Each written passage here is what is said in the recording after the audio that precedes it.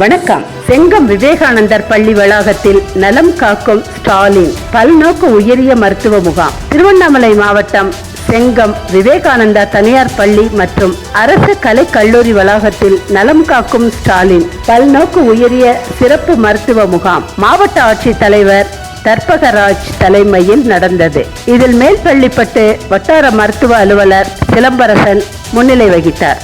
மாவட்ட மருத்துவ அலுவலர் பிரகாஷ் கலந்து கொண்டு சிறப்பித்தார்.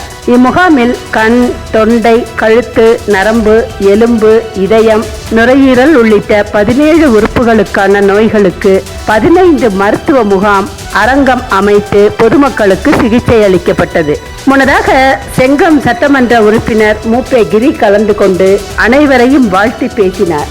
இதில் திமுக நகர ஒன்றிய கிளை நிர்வாகிகள், அனைத்து துறை சார்ந்த அரசு அதிகாரிகள், துப்புரவு பணியாளர்கள், தூய்மை பணியாளர்கள், பொதுமக்கள் ஏராளமானோர் கலந்து கொண்டு சிகிச்சை பெற்றனர்.